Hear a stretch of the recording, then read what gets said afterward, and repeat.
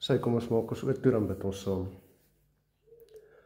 Ons almagtige God, Hemelse Vader, Here, ons dankie en ons loof en prys U dat ons weer vanoggend hier in U huis bymekaar kan kom.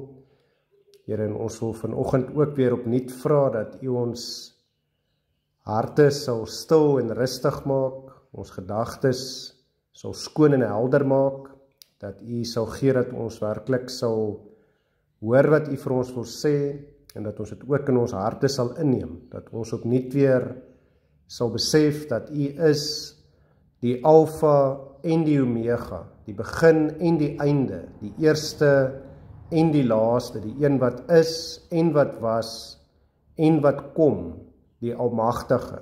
Here, dat ons sal weet, dat omdat ons ook die voorreg het om U kinders te wees, omdat ons ook weet dat U die een is wat weer kom, dat die wederkoms op hande is, dat daar ook vir ons 'n taak is hier op aarde, dat U vir ons as U kinders dan ook geroep het, en dat U ook vir ons die krag gee en ons sterk, om ook as U kinders hier op aarde dan ook te leef tot eer van U naam. Here, ons weet dat dit nie altyd maklik is nie, ons weet dat dit 'n groot taak is, maar daarom vra ons dat U ons ook voortdurend sal bemoedig, vir ons voortdurend nuwe krag, nuwe hoop sal gee, om nie op te gee nie, maar ook om aan te hou, om die goeie stryd te stry, sodat ons ook daardeur die lof en die eer en die heerlikheid wat U toekom aan U kan bring. En daarom vra ons ook vanmôre weer, Here, bemoedig ons, bekragtig ons en spreek nou tot ons, want ons U kinders wil graag luister, en ons vra dit en bid dit alles as dit U wil is, in U groot en heilige naam, in die naam van Jesus Christus. Amen. Goed, so ek wil vanmôre vir ons lees uit Psalm 1 uit. Psalm 1 se opskrif sê die 2W. Dit is seker een van die bekender psalms in die Bybel, en miskien een van die bekender gedeeltes in die Bybel oor die algemeen. Net 6 verse. Nou ek wil vir ons lees van vers 1 af. Vers 1 sê, welgeluksalig is die man wat nie wandel in die raad van die goddelose, en nie staan op die weg van die sondaars, en nie sit in die kring van die spotters nie, maar sy behaag is in die wet van die Here, en hy oordink sy wet dag en nag. En hy sal wees soos 'n boom wat geplant is by waterstrome, wat sy vrugte gee op die regte tyd, en waarvan die blare nie verwelk nie. En alles wat hy doen, voer hy voorspoedig uit. So is die goddelose mense nie, maar so skaf wat die wind verstrooi. Daarom sal die goddelose nie bestaan in die oordeel, en die sondaars in die vergadering van die regverdiges nie. Want die Here ken die weg van die regverdiges, maar die weg van die goddelose sal vergaan.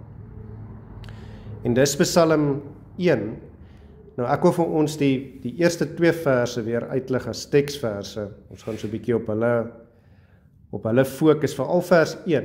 Maar vers 1 en 2 sê, welgeluksalig is die man wat nie wandel in die raad van die goddelose, en nie staan op die weg van die sondaars, en nie sit in die kring van die spotters nie, maar sy behaag is in die wet van die Here, en hy oordink sy wet dag en nag. Maar sy behaag is in die wet van die Here, en hy oordink sy wet dag en nag. Nou, ek wil eerstens begin deur te sê, ons het hier, en dit is in 'n sekere sin 'n unieke vertaling aan die 33-53 vertaling. Hierdie Psalm begin met die woordjie hier in vers 1, wat ook ons teksvers is, welgeluksalig. Nou van die nuwer vertalings sê almal net gelukkig is die man. En die ou vertaling, soos ek sê, wat ons hier het sê, welgeluksalig. Maar daar's my iets mooi in hierdie woord welgeluksalig. Mens kan hom sekerlik eers uitmekaar uittrek en sê, maar wat presies beteken welgeluksalig? Soos ek die ander vertaling sê net gelukkig. In baie Afrikaanse kommentare sê welgeluksalig beteken eintlik 3 maal gelukkig, of baie gelukkig, of vreeslik gelukkig. Maar daar's tog iets meer in hierdie woord welgeluksalig, want dit is nie net welgelukkig of baie gelukkig nie, maar salig wat ook vir my hier inkom. En ja, hierdie is 'n psalm, Ou Testamenties, maar as ons oor die woord salig praat, ek dink ek het dit al gesê, ek verduidelik dit altyd so vir die kinders, en ek sê vir hulle, salig is daai gevoel van rustigheid en vrede wat jy het aan die einde van 'n lang dag, wanneer jy weet die werk wat jy hierdie dag moes gedoen het, is gedoen.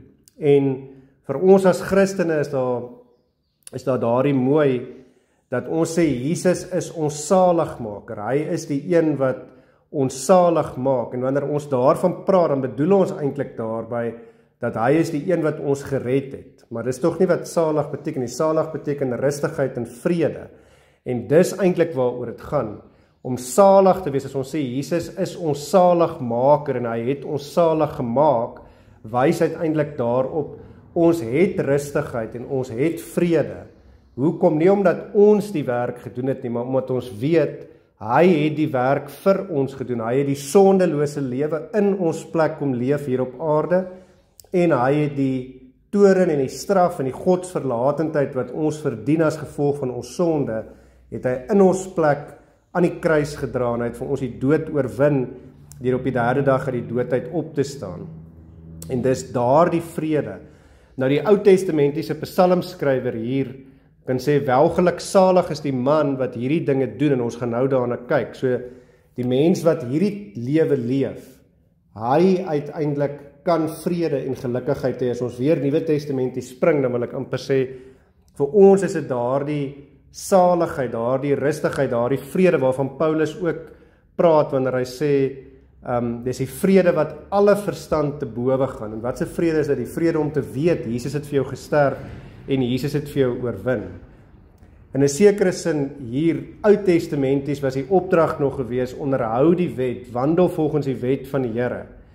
En eintlik dan in 'n sekere sin, as ons na vers 2 ook hier kyk, wat sê, maar sy behaag is in die wet van die Here, en hy oordink die wet dag en nag, dan gaan dit oor, in 'n sekere sin, hierdie worsteling, hy is heeltyd besig met die wet van die Here, maar die besef waartoe die Ou Testamentiese volk van Israel, maar ook ons vandag moet kom, as dit gaan oor die wet, is ons kan nie die wet onderhou nie, en daarom is dit nodig vir 'n saligmaker, vir een wat vir ons vrede gee, omdat hy dit in ons plek uiteindelik kom doen het. Maar nou weet ons hoe werk dit, omdat hy ons uit genade alleen gered het, daarom uiteindelik antwoord ons deur die geloof met 'n lewe van dankbaarheid, en daarom is die ander kant, wil ek amper sê, van die sirkel is waar, dat ons onderhou nie die wet, of probeer die wet onderhou, om daardeur gered te word nie, maar ons doen dit uit dankbaarheid uit, omdat Jesus ons reeds gered het, omdat hy ons saligmaker is. En hier word vir ons nou, dan uiteindelik ook gesê, dat 2 dinge, die eerste ding is, hoe lyk dit, of hoe behoort dit te lyk in 'n sekere sin, wanneer ons voortdurend hierdie lewe van dankbaarheid leef, maar die ander kant is ook, wat sal die gevolge daarvan uiteindelik wees in die 3de vers. Vers 3 sê, en hy, die man wat die wet dan kan onderhou, sal wees soos 'n boom wat geplant is by waterstrome, wat sy vrugte gee op sy tyd, en waarvan die blare nie verwelk nie, en alles wat hy doen, voer hy voorspoedigheid. So dit sê ook vir ons, die Here sal ons seën wanneer ons besig is om goeie werke te doen, wanneer ons 'n dankbare lewe leef, en daar is beloning uiteindelik vir goeie werke. Daai beloning beteken nie, jy koop jou plek in die ewige lewe los nie, want dit kan ons nie doen nie, maar daar is tog seën, en daar is tog beloning in 'n goeie lewe. Wat ons hier in hierdie psalm sien, wat mense dalk ook moet sê, wat belangrik is hy is in 2 opgedeel. Die eerste 3 verse vertel vir ons van die man wat op die, wil ek amper sê, op die regte pad is, wat nie wandel saam met die goddelose nie. As ons Nuwe Testamenties kyk, dan is dit wanneer Jesus daar in Matteus 7 leer in verse 13 en 14 natuurlik van die smal weg en die breë weg. Hy sê in Matteus 7 vers 13 tot 17 dis Jesus se woorde self, hy gaan in deur die noupoort, want breed is die poort en wyd is die pad wat na die verderf lei, en daar is baie wat daardeur ingaan. Maar dan sê vers 14, want die poort is nou en die pad is smal wat na die lewe lei, en daar is min wat dit vind. En dan waarsku hy ook, hy sê, maar pas op vir die valse profete wat in skaapklere na julle kom en van binne roofsugtige wolwe is. Aan hulle vrugte sal julle hulle ken. 'n Mens pluk tog nie druiwe van dorings of vye van distels nie. So dra elke goeie boom goeie vrugte, maar 'n slegte boom dra slegte vrugte. So die punt is ook hier dat ons sal ook goeie vrugte dra as ons op die smal weg is en as ons uiteindelik hard stry, want dit is nie maklik nie. Dit is wat uiteindelik ook hier vir ons duidelik gemaak word. Ons moet hard stry om deur die noupoort in te gaan. Dit is nie maklik om 'n lewe te leef wat, wil ek amper sê, van goeie werke getuig, om vrugte te dra wat by die bekering pas nie, maar die mooi ding wat ook vir ons hier uitgewys word, as ons in hierdie gedeelte sien, dan word hier vir ons gesê, dat van hierdie valse profete, die wolwe in skaapklere, aan hulle vrugte sal julle hulle ken. En dan sê Jesus, 'n mens pluk tog nie druiwe van dorings of vye van distels nie. En dit is die punt wat ons weer moet verstaan, dat as ek geplant is by die, soos wat vers 3 sê, by die waterstrome, en ek dra vrugte, sal mense na my toe kom. So hy sê, moenie van die valse profete se vrugte pluk nie. Dis die ding, ons pluk nie van ons eie vrugte nie, want 'n boom eet nie sy eie vrugte nie.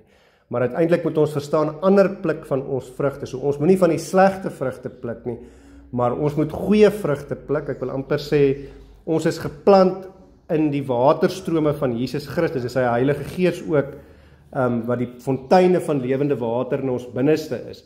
Dit laat ons groei, sodat ons uiteindelik daaruit vrugte kan dra, en dat die wêreld ook na ons kan kom. As ons op die nou weg bly, op die smal weg, dan uiteindelik sal ander ook agter ons aankom, en ons is natuurlik op die smal weg alleenlik, omdat Jesus voor ons loop, en ons uiteindelik dra op hierdie pad.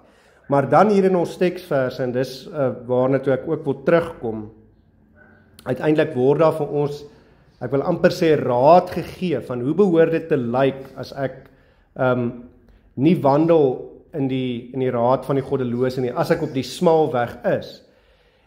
En soos ek sê, welgeluksalig eerstens, so dit is ook daai wete, God het vir my gesterf, en God het vir my oorwin deur Jesus Christus.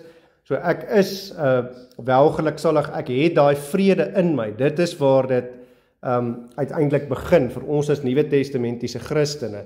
En met daardie wete, want op my eie kan ek dit nie doen nie. Nou pak ek die wêreld aan, nou leef ek soos wat Jesus vir my vra, uit dankbaarheid vir dit wat hy uiteindelik vir my gedoen het. So eerstens weet ek, al vat ons nie die woord welgeluksalig nie, maar net gelukkig, besef ons, ek is gelukkig want ek is die Here se kind. Efesiërs 1 vers 4, hy het my uitverkies reeds voor die grondlegging van die aarde, om heilig en sonder gebrek vir hom in liefde te wees. En Efesiërs 2 vers 8 wat sê, want ons is uit genade gered deur die geloof, en die geloof is nie uit onsself nie, maar dis 'n genadegawe van God. So eerstens besef ek hoe gelukkig ek is, ek verdien dit nie, maar nogtans is ek welgeluksalig, want ek weet wat die waarheid is, ek weet my verlosser het vir my gesterf, hy gee vir my hoop, hy gee vir my krag, sodat ek nie hoef op te gee, maar sodat ek sal bly stry, om uiteindelik op hierdie nou weg, op die smal weg te bly, want dit is die realiteit. Die realiteit is, dit is nie maklik nie. Die lewe wil ons in die breë weg indruk, die stroom van die lewe en alles wat gebeur, en alles wat elke dag in ons lewens gebeur, wil ek amper sê, is maar net daar, om afdraai paadjies te skep, af van die smal weg af, om ons te lei weer na die breë weg toe. En as ek eers op die breë weg is, dan is ek in die stroom, en dan is ek in die vloei van verkeer, wil ek amper sê, van die elke dagse lewe, en dan vergeet ek weer van die dinge van die Here. En dit is ironies, maar dit is hoe die sonde ook is, en dit is hoe ons as mense is. Ek kan vir hoe lank op die smal weg bly, maar dan is daar net een keer 'n afdraai paadjie wat ek vinnig vat, en as ek eers op die breë weg is, dan is dit verskriklik moeilik om weer terug te kom, om uit die verkeer en uit die druk en die gejaag van die lewe en die sonde weer af te draai terug na die smal weg toe. Dis baie makliker om op die breë weg te bly en daar binne te bly leef as wat dit is om op die smal weg te bly. En as jy eers op die breë weg is, hy so breed, daar is nie afdraaipaadjies en dan bly jy maar net daar en jy word nog meer na die middel toe gedruk.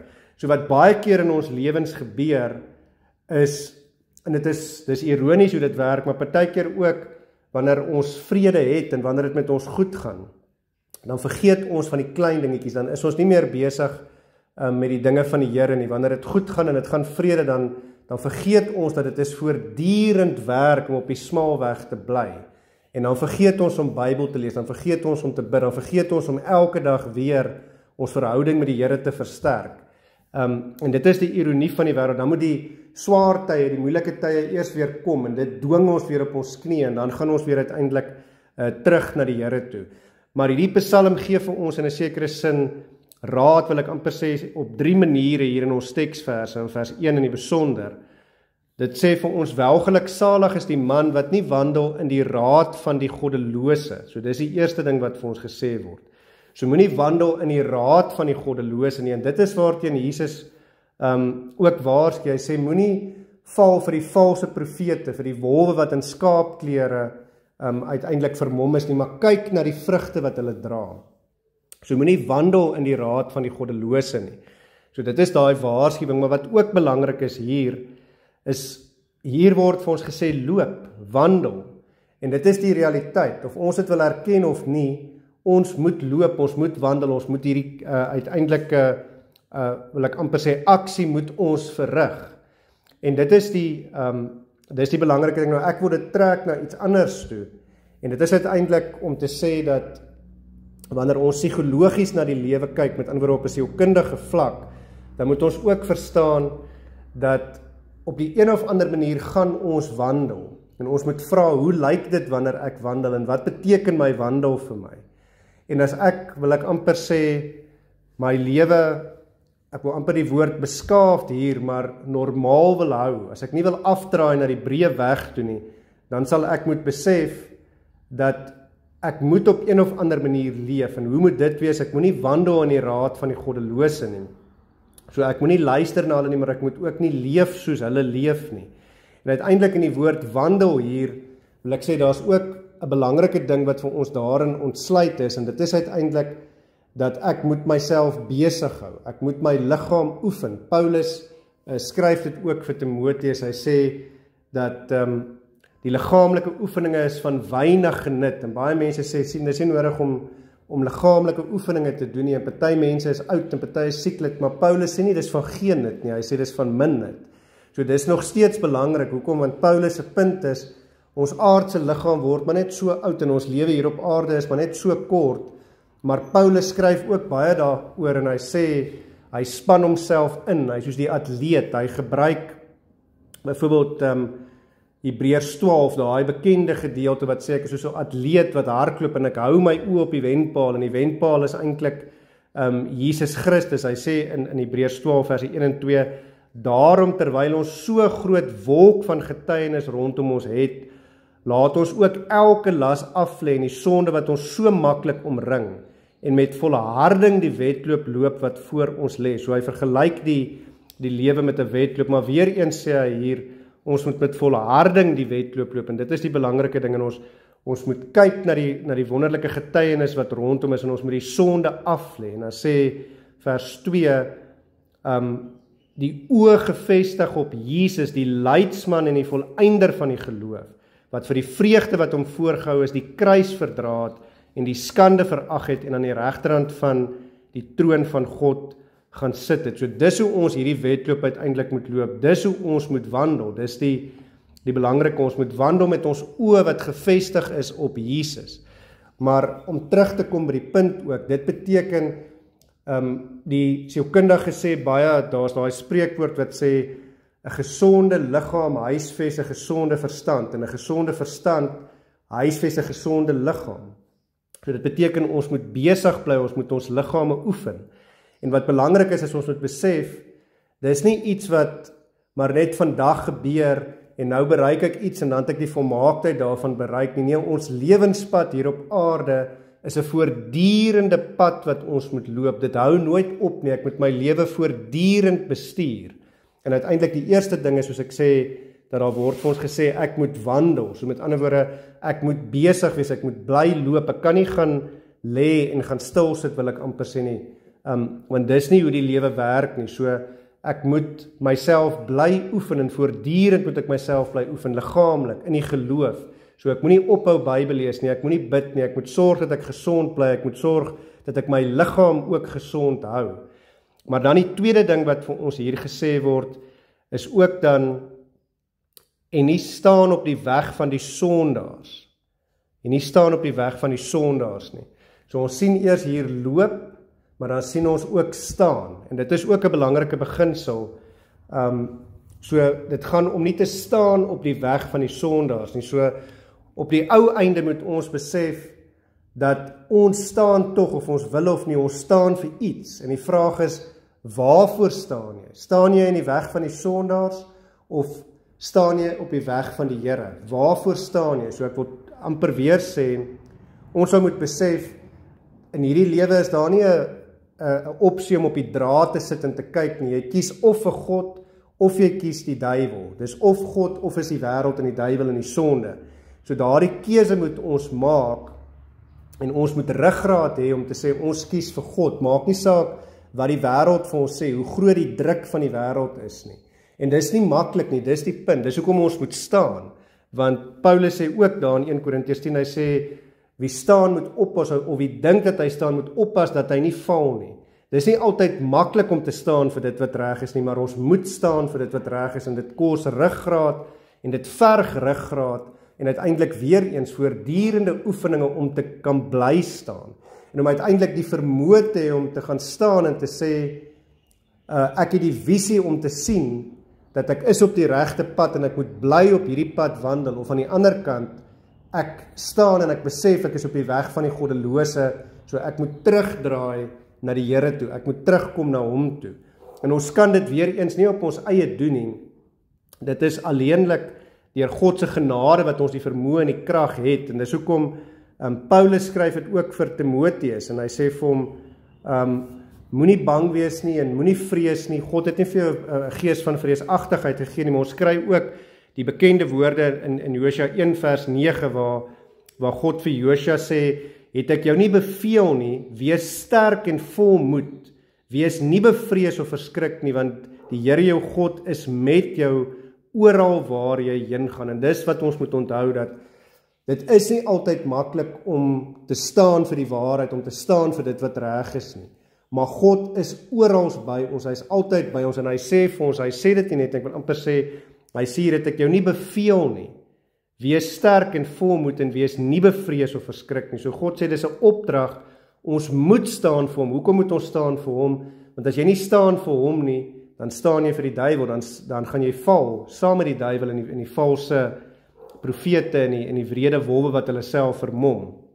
So weer eens, ons moet staan vir dit wat reg is, en is nie altyd maklik nie. In hierdie lewe gaan dit baie keer noodwendig beteken dat ons ongewild is, dat mense nie van ons hou nie, dat die omstandighede wat oor ons kom nie maklik en lekker gaan wees nie, maar nogtans moet ons staan daarvoor, ons moet ruggraat hê, en weer eens, ons kan dit nie op ons eie doen nie, maar is God wat ons in staat stel daartoe, en deel daarvan is ook omdat ons welgeluksalig is, omdat ons weet, ons is reeds oorwinnaars in en deur Christus, daarom weet ons waarheen ons op pad is, en daarom kan ons in hierdie lewe, wil ek amper sê, net soos Jesus, kan ons die gespot, die gelag van die wêreld, kan ons uiteindelik weerstaan, en pla dit ons nie, want ons weet, ons is op pad na die ewige lewe, ons is reeds oorwinnaars in en deur Jesus Christus, en dit is die wonderlike, en daarom volhard ons uiteindelik tot die einde.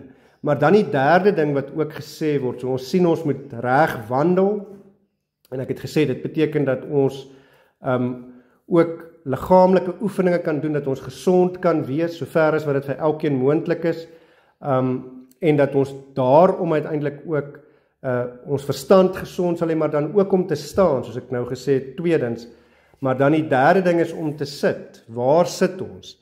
En dit is wat hierdie vers vir ons verder sê, en nie sit in die kring van die spotters nie. So dit is ook belangrik, waar sit ek uiteindelik? So dit is ook belangrik, wie is die mense met wie ek my besig hou? Wie is die kringe waarin ek uiteindelik beweeg en waar ek sit en rustig is? En dit is net so belangrik, is dat God laat ons nie alleen op hierdie uiteindelike pad van die lewe nie, maar hy gee vir ons medegelowiges, daar's altyd in die Ou Testament, is daar die oorblyfsel wat oorbly, die wat gelowig bly, die wat nie die knie buig voor die afgode nie, maar wat vir God alleen aanbid. En dit is ook belangrik, dat ek vir myself vra, wie is my vriende, wie is die mense saam met wie ek die pad hier op aarde stap, want dit is ook die ander realiteit, is ons is te swak om dit op ons eie te doen, maar God gee vir ons vir mekaar, as broers en susters in die geloof, om ook daar te wees vir mekaar, en daarom moet ons mekaar ook ondersteun.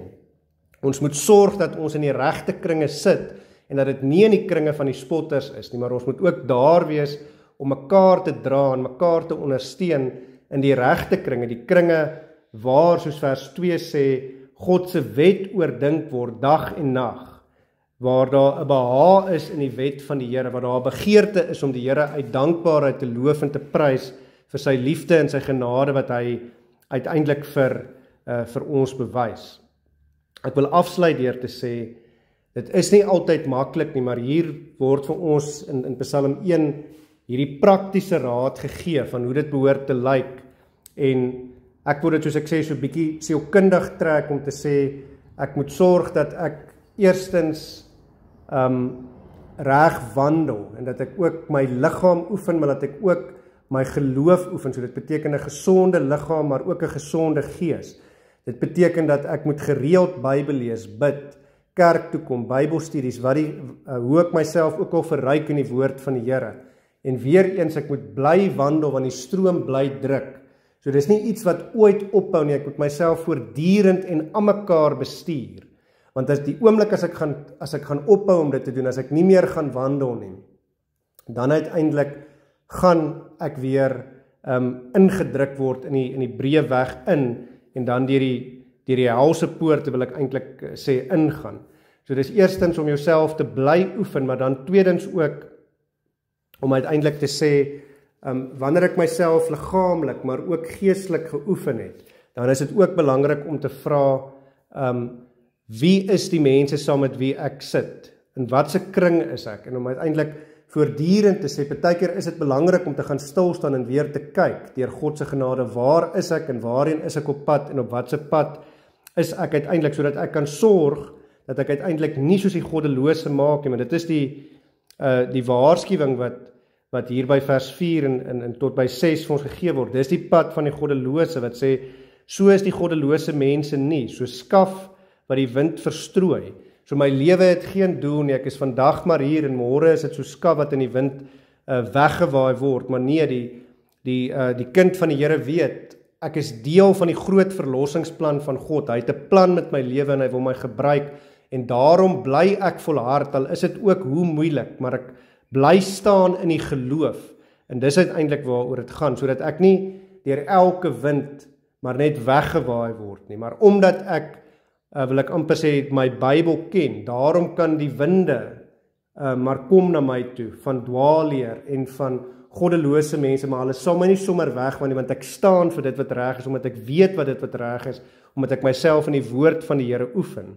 En daarom sê vers 5 ook, daarom sal die goddelose nie bestaan in die oordeel en die sondaar in die vergadering van die regverdiges nie. So weer eens, wie is die mense wat ek myself meer omring? Is dit die vergadering van die regverdiges, die wat weet, ek is nie uit my eie regverdig nie, maar ek is regverdig gemaak deur my saligmaker Jesus Christus, en daarom kan ek vir myself sê, welgeluksalig is ek ook, want ek is uit genade gered. En dan sê die laaste vers, want die Here ken die weg van die regverdiges, maar die weg van die goddelose sal vergaan. En dit is die ander belangrike ding.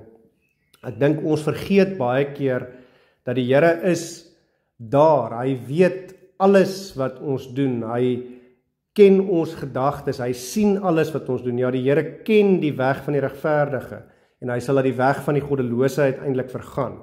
vergaan. So daarom is dit belangrik dat ons nie sal moed opgee nie, maar dat ons sal volhard uiteindelik, dat ons sal bly werk in hierdie aspek, dat ek myself voortdurend, liggaamlik, geestelik bly oefen, dat ek myself besig hou met die dinge van die Here en myself omring met die regte mense, dat ek wandel, staan en sit by dit wat die Here behaag, en dis uiteindelik sy wet, en dit is 'n lewe van dankbaarheid, waar ek leef om God te eer.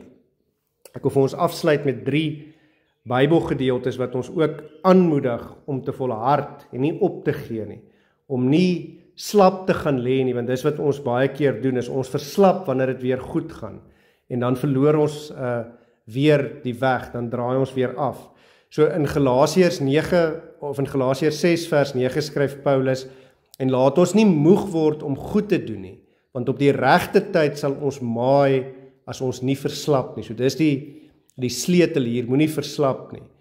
En dan in 1 Korintiërs 15 vers 58, dis wanneer Paulus praat van die oorwinning en wanneer ons opstaan uit die dood, en daai mooi gedeelte net voor dit wat sê, dood, waar is jou angel, doderyk, waar is jou oorwinning? En dan sê hy eintlik nee, daar is nie oorwinning vir die dood en die doderyk nie, want Jesus het vir ons oorwin en ons is oorwinnaars in en deur Jesus.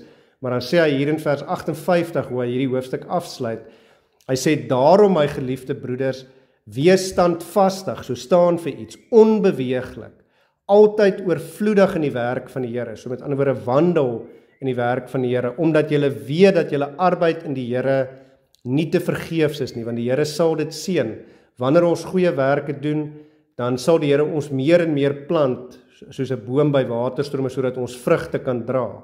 En dan die laaste gedeelte, Jakobus skryf in Jakobus 1 vers 12, salig is die man wat versoeking verdra, want dit gaan nie maklik wees nie, dit is nie maklik om te wandel op die weg van die Here, op die nou, of die smal weg nie, dit is nie maklik om te staan vir dit wat reg is nie, en dit is nie maklik om saam met die regte mense te sit nie, en dis hoekom hy hier sê, salig weer eens, vrede, het die een wat die versoeking verdra, want dan gaan aan mekaar versoeking wees, want, sê hy, as hy die toets deurstaan het, dis 'n voortdurende toets, as hy die toets deurstaan het, sal hy die kroon van die lewe ontvang, want die Here beloof het, wat die Here beloof het aan die wat hom lief het. En wat is die uiteindelike kroon? Dat ons in die teenwoordigheid van ons saligmaker, Jesus Christus, sal wees. En omdat ons dit weet, daarom volhard ons, daarom gee ons nie moed op nie, daarom bly ons stry, om te wandel, om te staan, en om te sit, wil ek amper sê, in die weg van die Here, by die troon van die Here, en om te sit uiteindelik by die voete van die Here, omdat wanneer ons by sy voete sit, ons ook weet, daar vir ons verlossing is. Amen. Kom ons bid weer saam.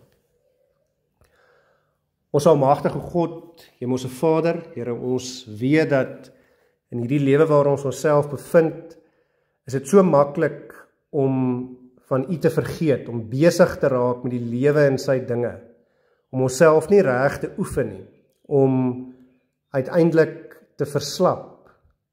Here, daarom wil ons vanmôre opnuut weer vra, Here, wanneer ons verslap, wanneer ons so maklik weer in die stroom en die gejaag van hierdie lewe ingedruk word, dan vra ons, Here, vergewe genadiglik ons sondes. Here, gee dat ons nie meer sal sondig nie, maar Here, ons vra dat U wat die goeie herder is, vir ons klein, nietige mense, swak sondaars, vir ons wat U skapies is, vir ons vir wie dit so dikwels te moeilik is om uit die stroom in die gejaag van die lewe op die breë weg uit te kom, ons wat nie weet hoe om daar uit te kom nie.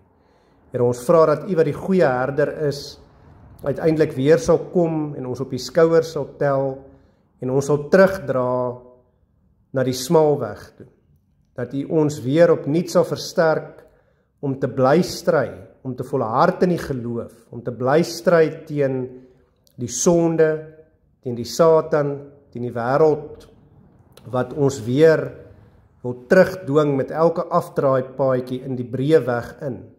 Here, dat U vir ons ruggraat sal gee, standvastigheid, om te volhard in die geloof, om te bly stry, om uiteindelik in te gaan deur die noupoort. Here, ons het ook die vreugde, omdat ons weet, gelukkig hang dit nie van ons af nie, maar dat U alreeds vir ons die ewige lewe gegee, dat U vir ons die poorte van die ewige lewe oopgesluit het.